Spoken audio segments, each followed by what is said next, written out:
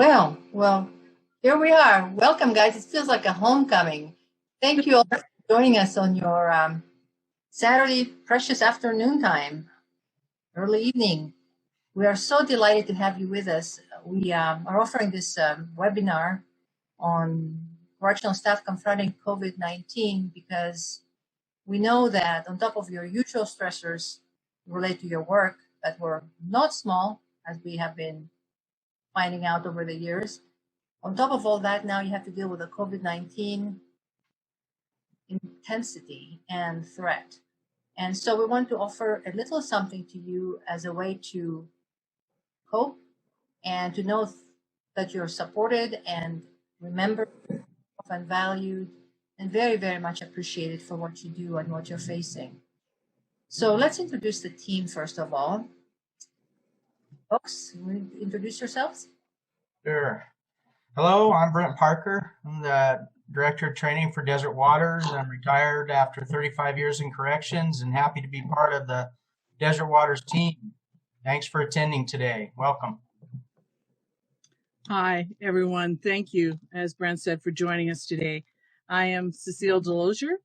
I am currently in my 17th year in corrections. I work at a state penitentiary full-time, and I got to join this team.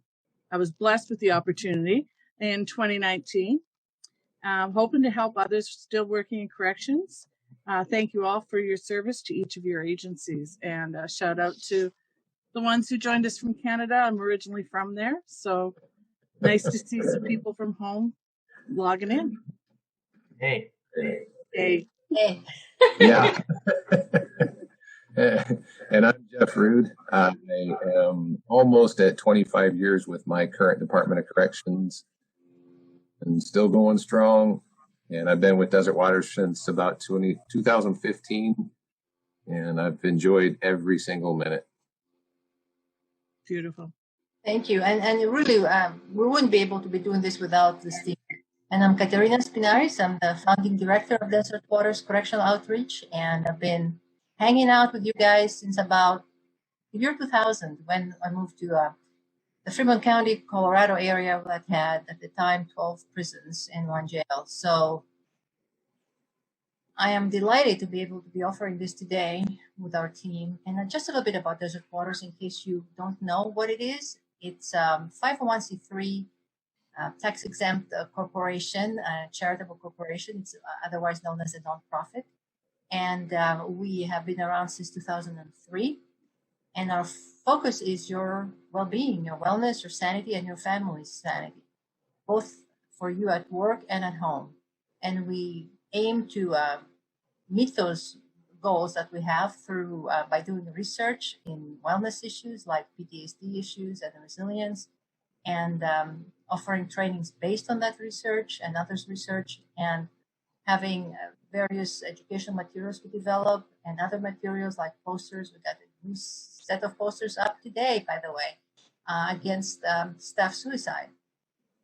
And so we also offer some services like the event line that we'll talk about a little bit later, and like those webinars right now, whatever we can do to reach out and be of support and of help. So today we're going to be talking about coping tools, and it's going to be mostly what you can do to take care of yourself and your family, but especially yourself at this point. Not so much on the organizational approaches. We're going to talk a little bit about the organization and what they can do, but we want to equip people as much as we can with what they can do no matter what anybody else is doing. And for those of you who have taken our course material before, you know we talk about what is within your sphere of influence, what you can make happen without a budget, what you can make happen today. Because I think that's what's empowering, that I can do it. I don't have to wait for someone else to get started. And the way we're going to conduct our presentation today is we're going to go through the presentation, all 4 of us doing some parts, and you can submit questions or comments to chat as we go along, and please only use chat. It will keep it simpler for us. And then at the end of the presentation, it will answer and address as many of your questions and comments as we can. And And we don't have to close right on the hour. I don't think we will. But if you need to go, you need to go. We're going to try to cover as many as we can. Okay? So let's get rolling. And Brent, let me turn it over to you for the boots on the ground view. Can I interject one thing? Yes. When you're getting your questions, I know you said to submit them through chat, but submit your To questions. all panelists only. Yes. Yes, please. Right. Sorry, I forgot. All panelists only. Yes. And chat only, all panelists only. Thank you, Jeff. All right, there we go, Jeff. Brent? Okay, so here's a quick quote from Correctional Officer Ron Mason from great state of California. I think he nails it right here. From the trenches. Wake up to a pandemic, an enemy that I cannot see, touch, or smell. I've been knocked off my stool like a punch to the face with no attacker to be seen. Now I find myself acting out, lashing out, heaping frustration upon those close to me due to an unknown attacker that reminds me of the weakness of being a human being. I'm scared, frustrated, angry, sad, mad, unsure, and wandering, looking for a light. I think Ron nails it, and I think we can all relate as we start this discussion about COVID. Yes. And especially in the beginning when we had no idea what was going on, it was so, so true. And I wanted these words here because they capture so much of what most of us have felt at one point or another, are still feeling, if not all, part of it. Well, thanks, Ron, for the contribution. So let's talk about our objectives for this presentation here. Really, we have 3 objectives. It's all about learning how to make life during this COVID-19 phase of our world more predictable, more manageable practically, and more tolerable emotionally. And those 3 areas really are interrelated in a way. So that if I make these more predictable, they may become more manageable. And if I make them more manageable, they may become more tolerable. So when I affect one, the other 2 will be affected also. That's a good thing. So it kind of saves on energy. And so these are 3 targets that we have. And it's like a template. For me, it's like a general template where you can plug in your details, your circumstances, your temperament, your hobbies, and you say, okay, what can I do to make it more predictable, more tolerable, and more manageable? And this material is adapted in part from Dr. Bruce Perry's work, and you can see more of his work on neurosequential.com on COVID resources. And it's well worth watching him present all kinds of material in addition to what we'll be doing here today. And what we're doing here, of course, is geared to corrections and is customized for you guys because we love you and we want to be relevant in your lives and make sense to you. So we're going to have quotes throughout our presentation today because I think they capture things very richly. So we have another quote coming up on what is a key ingredient of resilience, of endurance, that we can hang on and get through hard times. And an author by the name of Andy Kolber said that we are created with the capacity to move through hardship, get through hardship, endure and get through when our whole being, our minds, bodies, and spirits have the support they need to fully process pain. This thing jumped out at me because she's talking about how in every way, psychologically, physically, spiritually, you need to have the support that you require to be processing pain on an ongoing basis. And the pain is usually probably emotional. She's talking about distress, being upset, suffering. And as long as we can receive help to deal with that, process it, digest it, absorb some part and pass the rest through, and if we don't let it accumulate and add up and add up and add up, then we're going to be okay. But if we don't process it and we don't deal with it and we just shut the door on it and let it accumulate behind that closed door, it will come to a point where the burden will be so big that we'll buckle under that weight. And we talked about that in corrections fatigue, that we need to be dealing with that so it doesn't add up and bring us to our knees. So we're going to be talking today about ways to process distress and other related things. So what is this nature of the challenge of the COVID virus? Why is it so different? than any other thing we've encountered. It's kind of this omnipresence, like it's lurking everywhere. I cannot go in another country and escape from it. It's there too. You cannot get on a plane. You cannot get on a ship. It's like it's there too. Like, how did it get there? In the Amazon I read the other day. Like, really, how did it get there? It's invisible. You cannot, like Ron said earlier, you cannot smell it, see it, touch it, but it's there and it's doing its nasty job.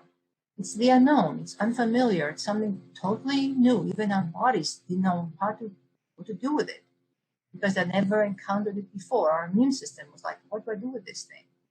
It's a moving target. Like, we think that we have something down pat about the approaches we need to take and what we need to be doing, who it affects, how it affects them, for how long it affects them, when it affects them, and then whole new set of findings comes in and says, no, that doesn't apply anymore, or it's not the case. Something else is happening also. And there is no end in sight. It's like running a marathon, like we'll talk about later again, but you don't know if it's a half marathon, if it's a full marathon, if it's an Ironman, triathlon marathon. Where's the finish line? We have no idea, not a clue.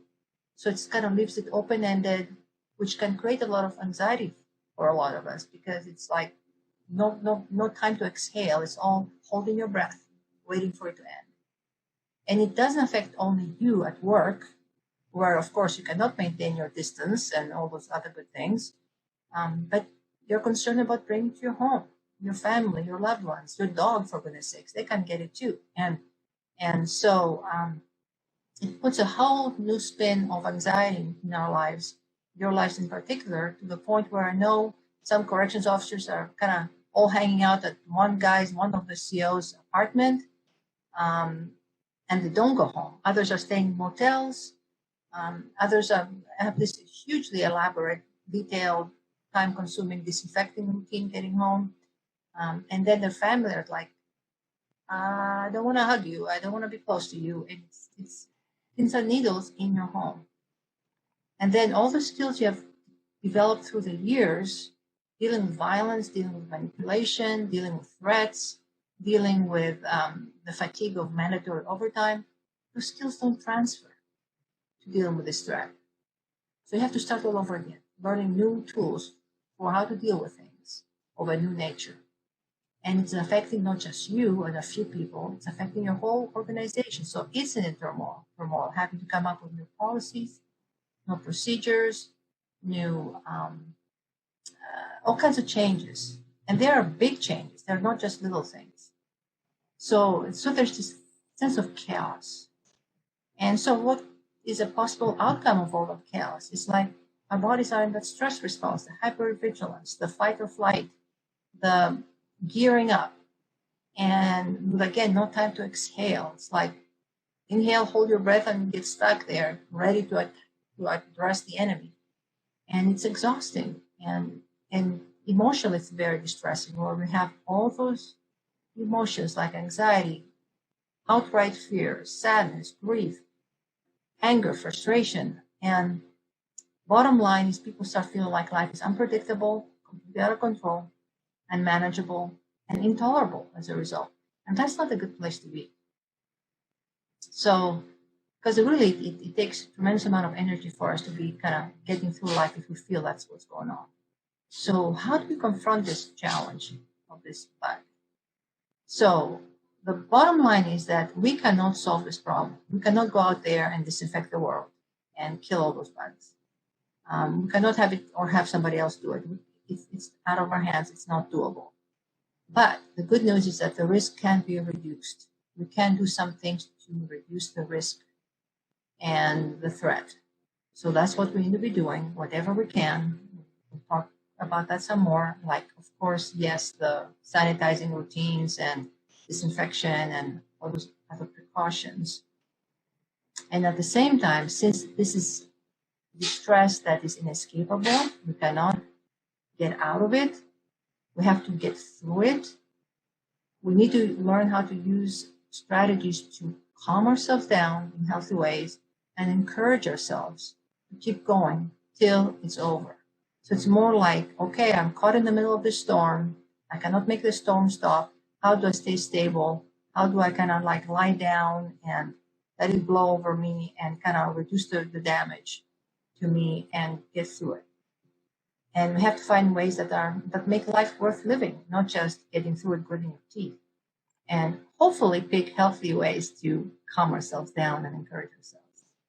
So, so how do we make our lives at this point a little more predictable, given the chaos we're facing? For me, first of all, it's like, okay, let's get our hands around this thing a little bit. What can I be doing to reduce the threat? And identify them. This may differ depending on who it is and where they are. Like a doctor working in a COVID unit of a hospital, they're going to have to do a lot more than you and I are doing. Actually, we on the outside, you guys have to do quite a bit. And how do we stay as germ free as possible, knowing we're not going to be achieving 100% germ-free status, so to speak. And so do whatever you can, gives you a sense of control without going crazy with obsessive compulsive hand washing, but do as much as we need to be doing, which is plenty. And then anchoring ourselves in routine, in regularity, in structure. Life around me can be unpredictable and chaotic, but I can make my little slice of the pie here a little more predictable by having structure that I come up with every day, and I try to follow as best I can. Regularity, routine, and anchors are really what ships put down in a harbor so they don't get tossed around by the wind and thrown up against other ships or against rocks. We put one or two anchors down and kind of hang on. So we need to anchor ourselves like that, so the storm of the COVID doesn't throw us around. And make plans for our day. Like, I want to do this, but also expect changes that, hey, something may happen that unexpectedly I have to drop everything and do it. And so expect some changes, but have your plan. And then build into your day good things that you enjoy, that you like, engaging in a hobby or something that puts you in the zone, in a sense of flow. Build it into your day so you can look forward to them. You have something predictable to anticipate that is positive. It's a welcome thing. It's fun. So what else can we do to deal with the unpredictability and make our life feel more predictable? To me, it helps to recognize that really nothing is 100% certain in this life. We have a sense of guarantees and predictability and certainty, but it's kind of an illusion because anything can happen at any point. So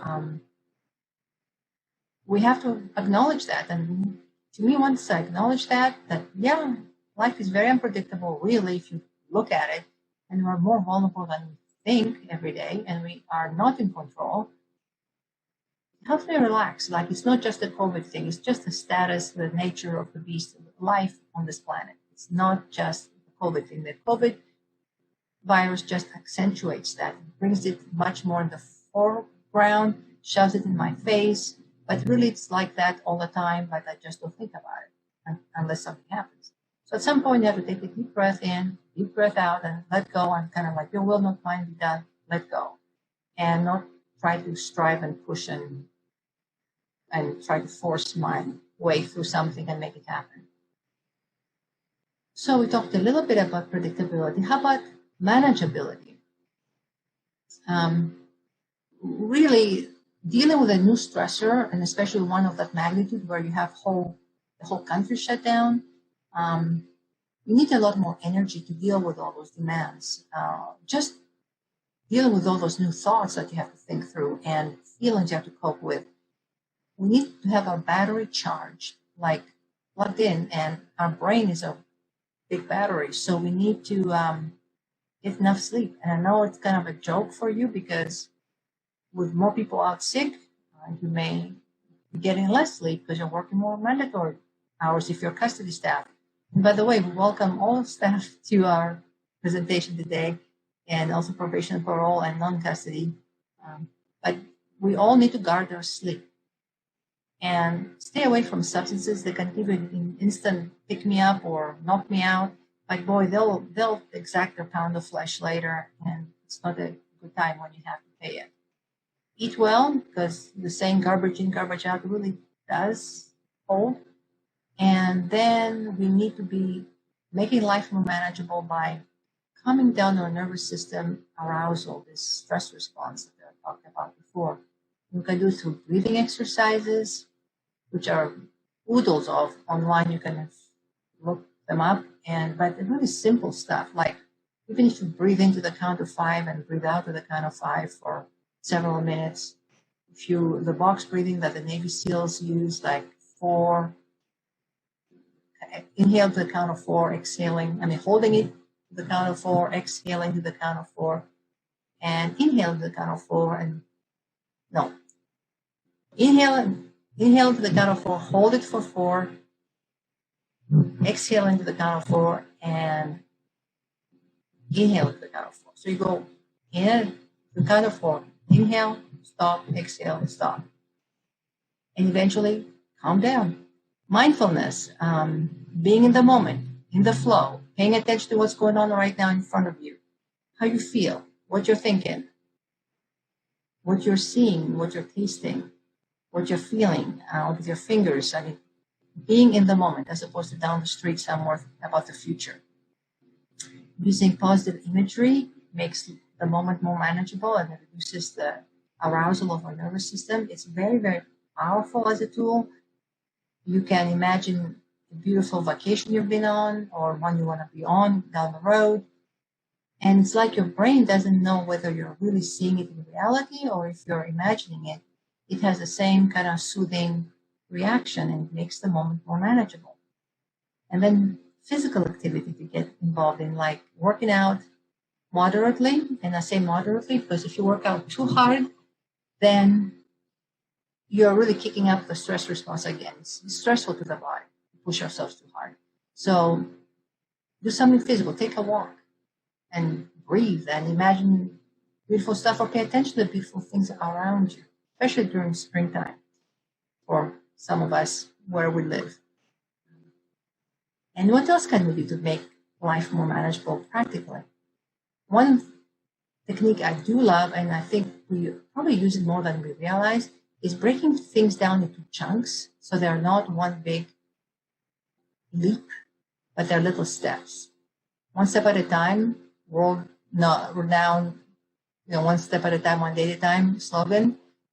Break things down into chunks, because when we don't, they feel formidable and way too complicated, way too much. But if I say I'll just read the next line of this paragraph or this book, just the next line or just one paragraph, pretty soon the book is read. So also recognize when you're in a snappy, irritable mood that you're going to snap at people, and think about it before you open your mouth. Do a little rerun in your head, like, do I really want to say that? And if you blow it and say something that is hurtful, make amends, apologize. So know that you're going to be more irritable. And overall, conserve your energy. Because like I said earlier, we're all expecting more energy to deal with COVID on top of the rest of life. And so we need to be conserving energy to use it towards the COVID demands. To avoid conflict. You don't have to have certain kinds of conflict. Avoid them. Don't go there. And then identify what's within your control and what's not, so that you can expend energy only on what you can do something about. And I'd love to turn now over this whole thing to Cecile. There you go, Cecile. Well, thank you, Caterina. Just building on what we talked about early on, taking that personal responsibility, what we can do. The Serenity Prayer, I'm sure most of you have probably heard it some point or other, or pieces of it. It comes from Reinhold Niebuhr, who wrote it in the 1930s, during a time when our world was a little chaotic, coming out of one world war, kind of progressing into another. He wrote it with the idea of sharing it in some of his sermons. He published it, And it was adopted by the a lot of 12-step programs like AA. And it really speaks to our situation within corrections. We fight a lot of, seems like, battles we can't win. And I've had to kind of resort to this. I have a copy of it on my desk. And it reminds me that I need to have the serenity to accept the things I cannot change. And right now, that seems like a lot to kind of swallow. We can't change COVID. It's a virus beyond our control. And it seems like it's beyond anybody's control. We can't change the decisions made by politicians and supervisors. And we know in corrections, those decisions really impact us significantly, whether it's putting aside money to provide PPEs or how we're going to handle isolating individuals, moving populations, part of the population being released into the community, and the pushback that we're getting on that. We may want to voice or maybe possibly scream our disagreement, but that change what has already been, what would that change what has already been decided? So is it worth stressing ourselves to the point of impacting our ability to function every day?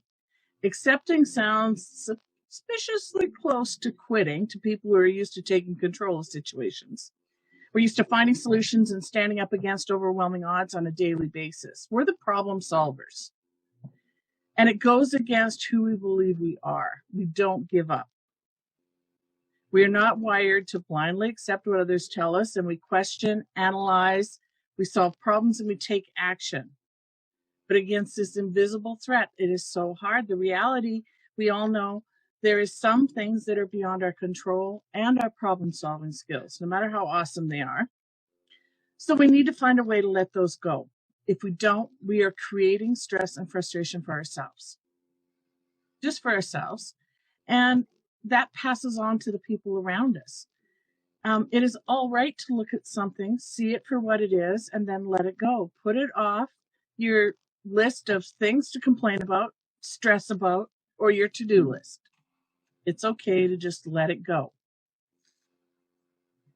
When we look at the next line, it talks about the courage to change the things I can. Courage, we've got that in buckets, right? Feels a little more comfortable to corrections. Even if sometimes we're faking it till we're making it, we know that we do a job that a larger the percentage of the population couldn't or wouldn't do. We put on our uniforms and we show up every day, but do we always step up and change the things that we can? When we see a coworker or partner struggling emotionally, do we reach out and provide support to help change their circumstance? Or do we shy away because all that feeling stuff gets a little uncomfortable? Do we take the time to reassure our loved ones at home when they are scared, or they are so caught up in our, or are we so caught up in our own struggles that we miss the signs that they need that extra reassurance from us? We have the ability to make the people around us so much better just by being present. Like Caterina said, anchoring yourself, grounding yourself in the moment. Being courageous enough to talk about things that make us uncomfortable. That's huge. That's going to change a lot of the stress load that you're carrying.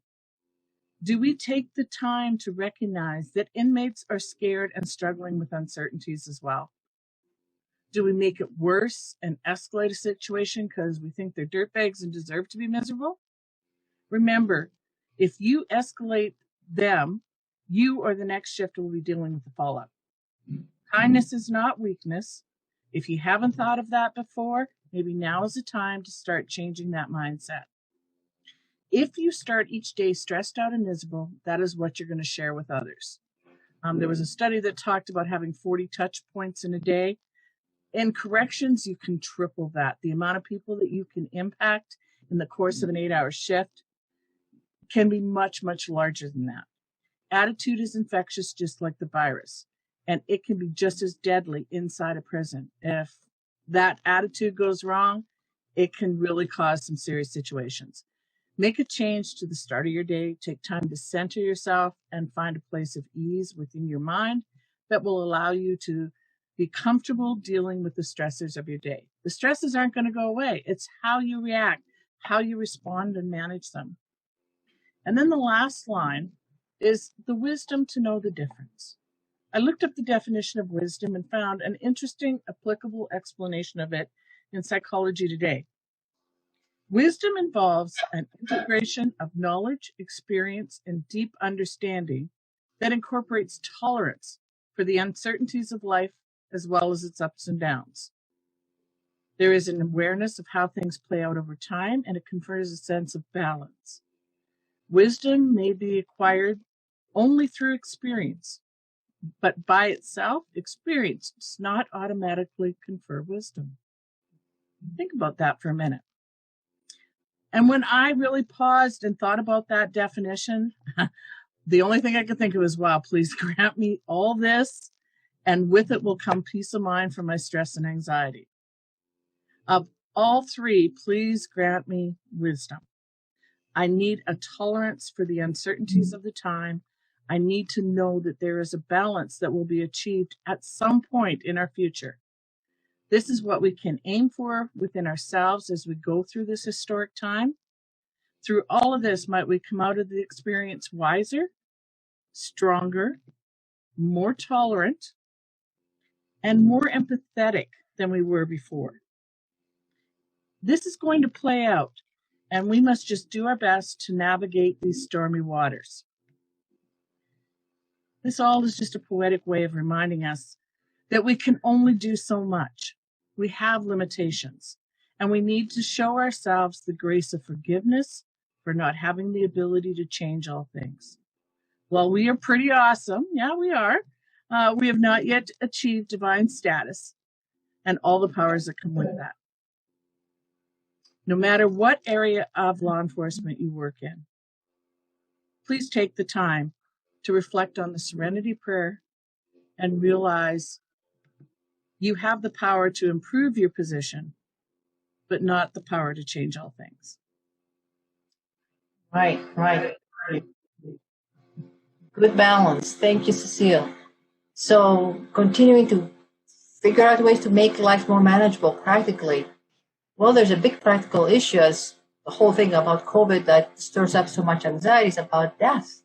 So this may be the time, if you haven't done it already, you think about preparing a will, having those conversations with the loved ones about possibility of death, making choices about the advanced directives for end-of-life medical decisions. A lot of us may not want to think about all those things, but boy, knowing that they've been put in place and you just put them, file them away, and then go on with your life.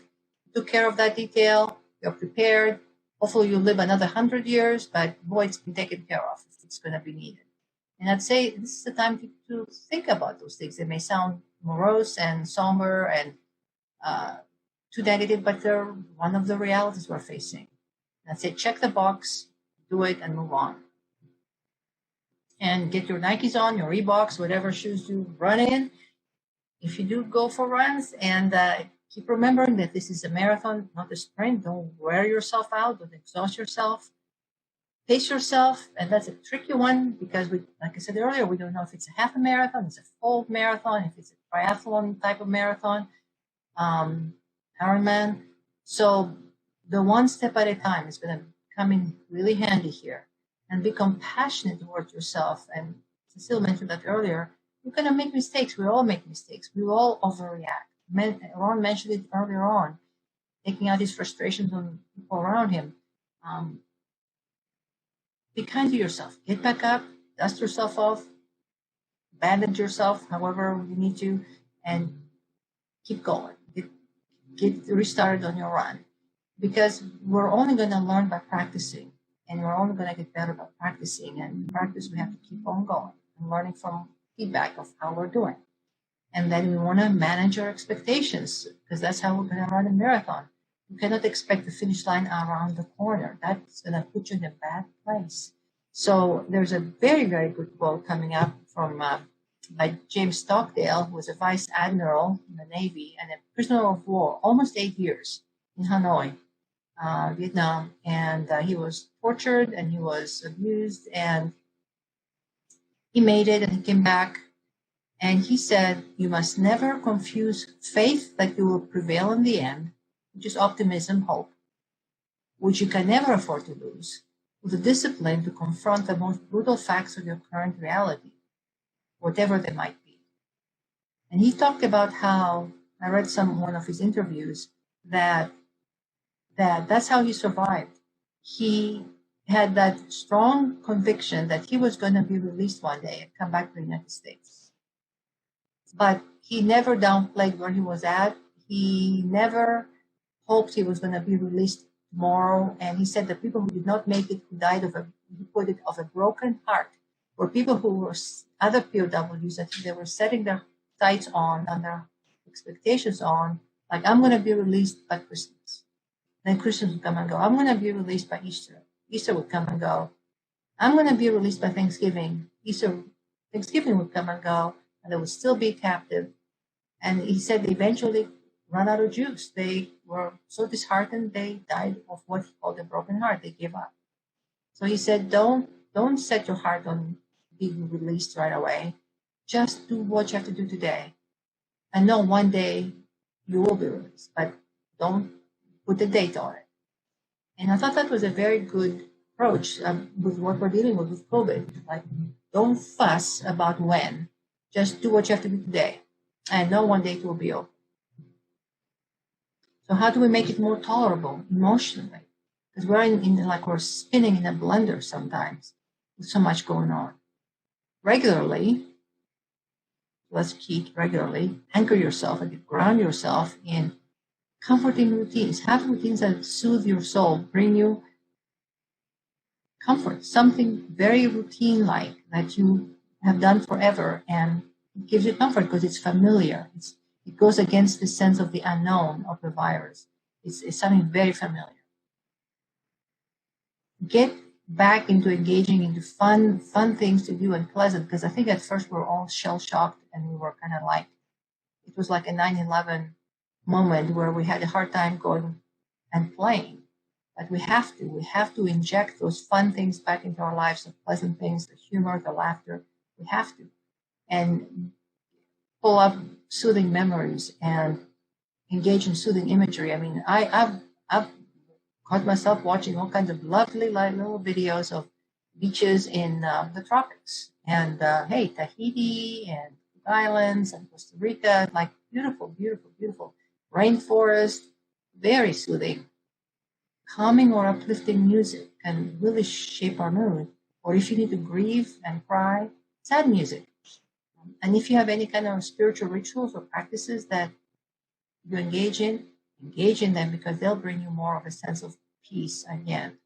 And that would be a way to make the present more tolerable. And I like to think of our needing to keep our minds on a tight leash and not letting dart to and fro all over the place. So using calming self-talk, keep our mind on the leash. Like, whoa, back, down, girl, down. This too shall pass. This too shall pass, which is true. This too shall pass. Now when? We don't know, but it shall pass for sure. And stay away from imagining worst-case scenarios. Don't feed that fear with worst-case scenarios. No, stay away from it like the plague. What a pun. But really, truly, stay away from worst-case scenarios. You don't know what will happen. Why expend energy on that? And focus on the now. What needs to be done, what is happening, what is you're experiencing. And then another powerful tool is to reframe things positively. What's happening? That's like if you have a picture on the wall and then you buy a whole new frame and reframe it, looks like a different picture. So we need to kind of bias our mind to look for benefits in situations. Have a kind of a mindset of looking for benefits, opportunities, advantages, reasons to have hope. And I've read all kinds of news lately about people doing wonderful things for other people and learning new things because of the COVID deal we're dealing with. And a perfect example of reframing is a quote by Abraham Lincoln, who said, "We can complain because rose bushes have thorns, or rejoice because thorn bushes have roses." And I thought, yeah, it's the same rose bush we're talking about here. And the question is, am I going to emphasize the thorns or the roses? And obviously, my mood is going to be affected accordingly.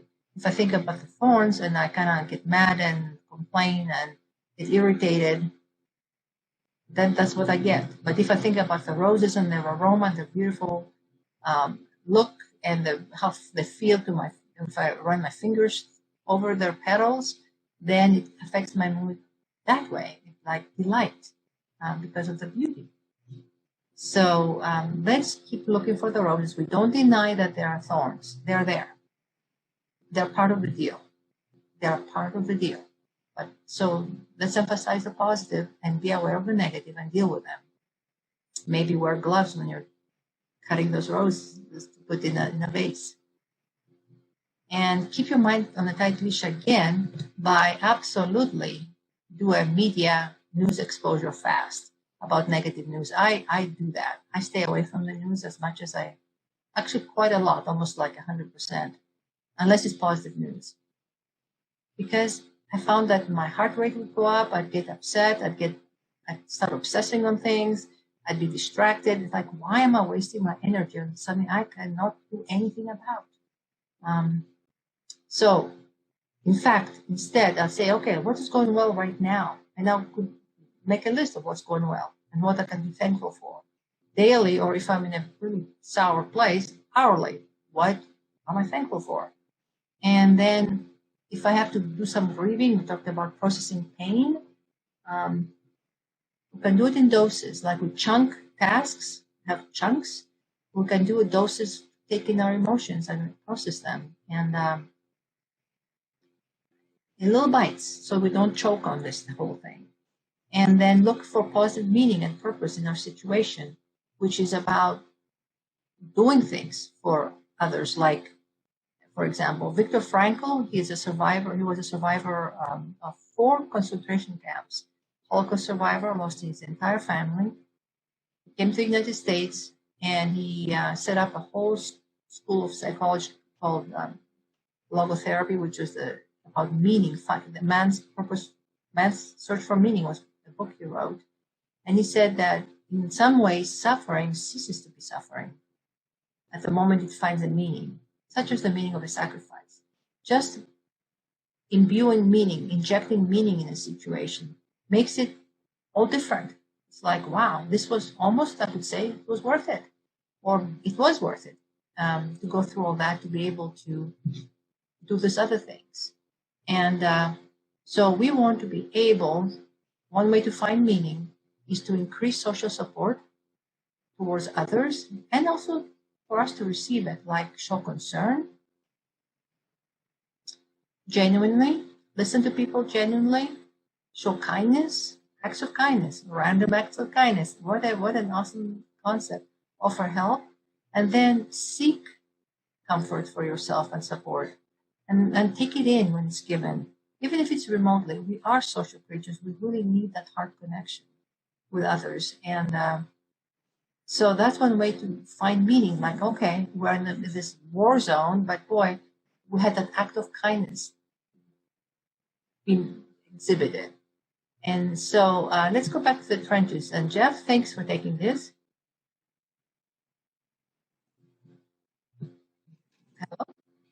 So we have another quote by Ron Mason. And it's a very applicable quote, saying, I need to take a step back, accept that I have no control over this mass hysteria, over something that may or may not hit me and mine. I have to remember to live each day as it comes to me, and to hug those I love and offer them support. So that really reflects what Cecile talked about in that serenity prayer, is accepting the things that you just cannot control, and then doing the things that you can do and having that positive impact on those around you. Yep.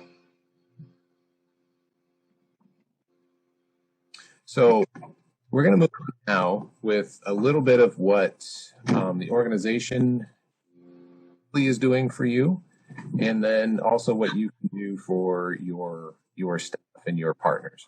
So organizationally, they should be providing you with the proper PPE, whether it be a mask or gloves or the coveralls or, the face shields, whatever it is that you need, they should be providing that for you. And if they're not, ask them, you know, be that voice that people need.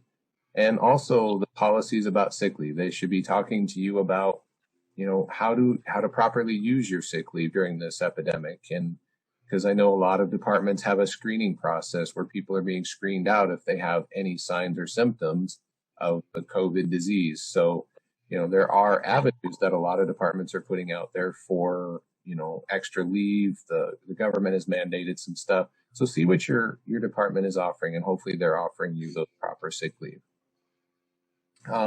Moral and social support by administrators, you know, communicate with your staff. Tell them what's going on. Don't leave them in the dark. The biggest fear that people have is the unknown. But if you communicate with them and you share with them everything that is happening on a daily basis, that makes a huge difference. Supervisors, check in with your staff. You are the one who is closest to those staff on a daily basis. So you kind of get to know when they are, what they're feeling, when they're feeling it, if they're stressed, if there's something more going on, and check in with those staff. And then provide peer supporters. It doesn't need to be specially trained folks. Our department thankfully has those folks that are specially trained, and we have a team of peer supporters that go out into the facility and we reach out to the staff around us. Don't have that, just use anybody that you have that, you know, has a caring and compassionate heart and can just take people in conversations. Because I don't know if you've ever seen the movie Patch Adams, but I absolutely latched onto this quote the very first time I heard it, and I absolutely love it. You treat the disease, you win, you lose. You treat the person, I guarantee you'll win no matter the outcome. And it is so true. So many times we get so caught up in the disease, in the pain, in the stress, in whatever is going on. We think we have to treat that, but we really don't.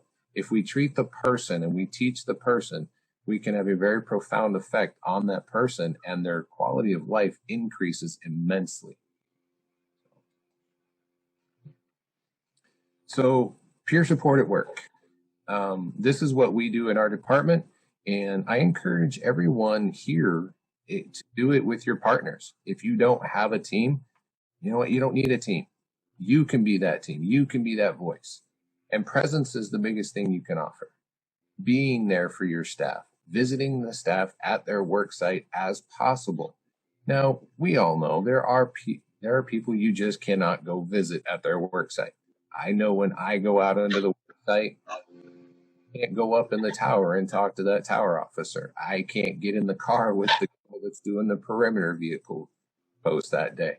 But what I can do is I can make a phone call, and I can check in with them just to see how they're doing. And we all know it. No one cares how much you know until they know how much you care. Show the people you care. And then, you know, when you're asking those questions, you know, be strategic in what questions you ask. If I were to ask everyone in this attending here today, how are you doing? I'm sure 99% of us would say, oh, I'm doing fine. I'm doing good. All the time, right? But if I ask a different question, how has this affected you? Now it's requiring you to think. Now it's requiring that person you're asking to think about, how has this affected them? You know, it might be a minor way. You know what? It might be a major way. Maybe they have a family member who's contracted the disease and is going through it right now. You know, how has this affected your family? And then find out, you know, what things are you doing to take care of yourself?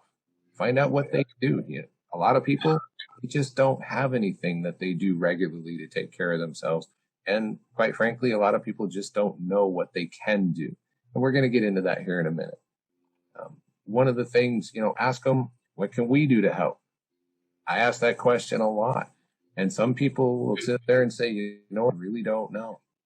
And other people have said, you know what? You bring a concern forward for me. I don't feel comfortable bringing it forward myself. Would you bring it forward for me? And I'm glad to do that. And the nice thing about it is I can do it where they remain anonymous. I don't front them off. And that's what we want to do, is be their voice if at all possible. And then ask them if they have any questions. Just some good follow-up. And being a good listener is huge. Practice those active listening skills. So when you ask that question or any of those questions, nod your head as they're talking to you. Do those, yeah, I get it. And use some of those validating statements. A simple validating statement is like, man, that sucks. Ow. And that just allows someone to know that you are really listening to what they're saying. And then listen for cues that there might be something more being said than is communicated. Because remember, what is it, about 70% of communication is all nonverbal? So listen for those cues. Maybe that person is saying, I'm doing good. But their body language speaks something far greater. And maybe they're not doing so well. Maybe that person, you want to ask some more probing questions. And then if you encounter someone who is really going through it, know what resources your department has, employee advisory program, whatever that may be, staff mental health counselors, or just, people out in the community that are there for those staff. And then pass along concerns raised to the appropriate parties, anonymously when possible. This is what I was talking about earlier. Sending a summary email to the incident commander. If you have that peer support team that goes out there, you guys should be communicating with reports to each other, and then designate one person to send a summary report to that, the incident commander or whoever is running the daily shift for that day, or however your department is doing it, to give them an overall feel of what the staff are going through. And that really allows them to tailor some things and maybe put some things into place that they hadn't thought of. So, giving them that opportunity to do so. And I'll be honest with you, we take along snacks when we go around.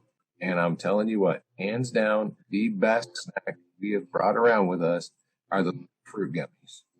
I'm telling you, people absolutely love these things. We have a big bag of goodies that we take around.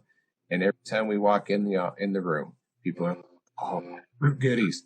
And they start grabbing those things. And we just take around, we take chocolate and everything else. People something snack on, a little pick-me-up kind of thing. And then pass out some literature with some self-care tips. Earlier, Caterina talked about some breathing exercises and the importance of proper sleep and different things like that. Those things can be found online. Wow. Take them around with you and give people that piece of paper that allows them to know, okay, well, what is tactical?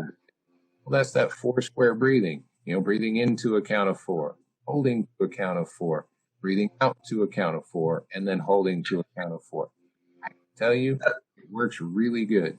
I've used it in times when I've encountered just a really stressful period in my life, or at work in a day when I'm just stressed. I'll take a minute and I'll just start doing this breathing, and it really helps to settle my nerves. And then, gratitude journaling. There's lots of benefits to gratitude journaling, and of course, proper sleep. We all know it's important. We just usually tend not to get enough of it. So passing out that literature. And then, you know what? Genuinely and sincerely thank the staff for the work they do. We can smell a fake a mile off. We've all had that person that says, hey, thank you. Hey, great job. Hey, this. And kind of going, hey, for what? What are you thanking me for? But you know what? Genuinely thank folks for the work they're doing. When you're sitting there and visiting with them, you know what?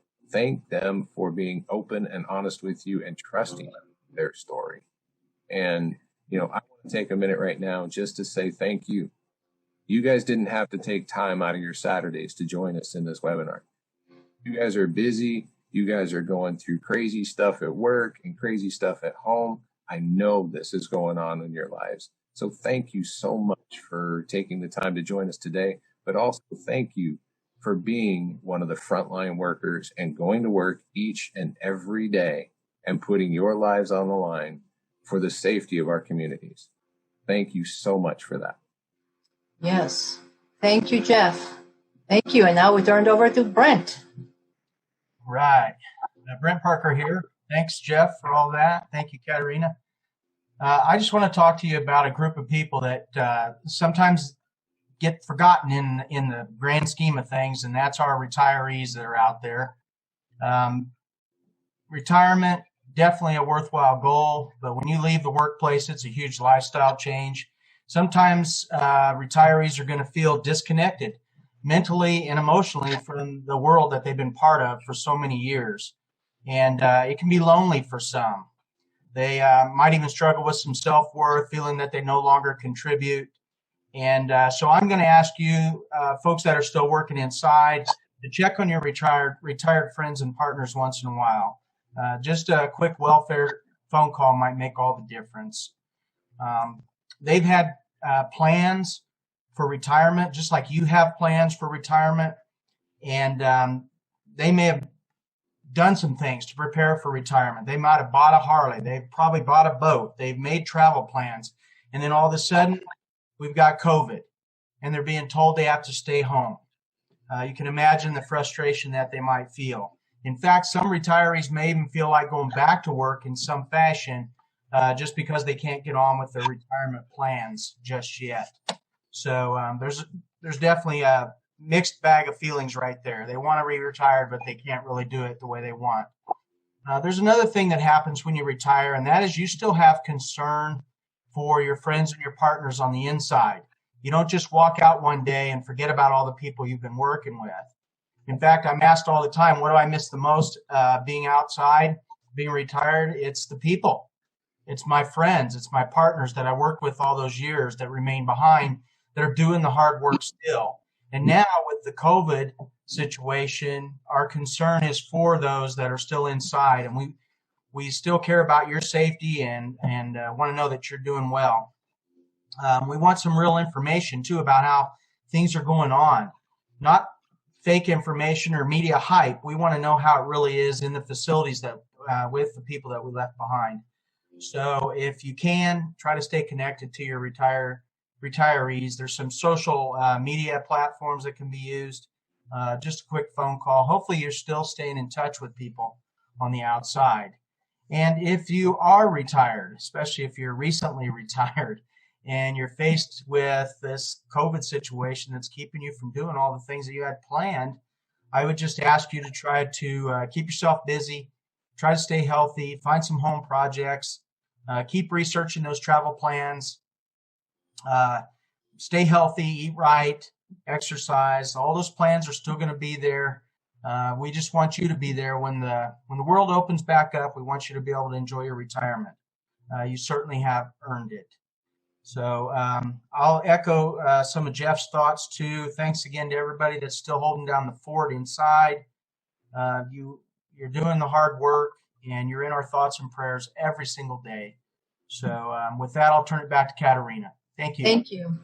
Thank you. And thank you, Brent. And I want to say also thank you to all of you that do probation, parole, working in the community. And there's so many different changes right now in your procedures for monitoring and managing parolees and probationers. So let's talk about a few resources. There is a lot of stress floating around, and we want us to be well and get through it, and we don't want the stress to end up doing more harm to us than even the virus could. So there are some places to connect if you're feeling really low, and one is the National Suicide Prevention Lifeline, 24/7 phone service and chat on their website. The phone is 800-273-8255. And then there are two organizations that exclusively serve first responders and their families, and they have crisis lines. They have a lot of referrals for various types of treatment as needed. Safe Call Now, 206-459-3020, and Serve and Protect that provides chaplain assistance, 615-373-8020. And we have an email service, the Correctional Vet Line. You can write for support, emotional support, and encouragement. Event line at desertwaters.com, and we hope in about a month to have also an 800 number for text communication that you can text us and we'll text you back. And we have a few other resources. We have our free monthly e-zine on wellness issues, the Correctional Oasis. You can go on our website under e-zine and subscribe. All you have to do is put your name and email address. We have inspirational posters of different types, and we have booklets like the Staying Well booklet and more Staying Well that I put together, and When Home Becomes a Housing Unit, written by William Young, Corporal William Young. Passing it along, 2 volumes. It's all articles by correction staff from all over the world, really, and very good stuff. And then Processing Corrections Work, a new workbook with fillable PDF forms that you can use every day to process your day's effects on you and how you're taking care of yourself, that our dear friend Greg Morton and I put together years ago. So these are all on our website under products, under books and posters, etc. And there are other things. You can get past issues of the Correctional Oasis on our site too, and you can read those. And so as we pull it together, as we come to the conclusion, the point of this whole thing is to give us tools and for us to intentionally and deliberately try to make our lives more predictable, the challenges that we're facing with COVID-19 more manageable, and the distress we may experience from time to time about this whole chaotic situation more tolerable. And if you take 1 or 2 or 3 things from this presentation and start using them, putting them to practice, I trust you'll see a difference for the better. And on the 20th of June, we're going to be offering a webinar to family members. So again, the same time as today, and you can have them sign up on our site, desertwaters.com, under services, under COVID support. So we look forward to seeing family members there. And so we want to thank you again, custody or not, and non-custody staff, probation and parole. May you stay safe and sane and well.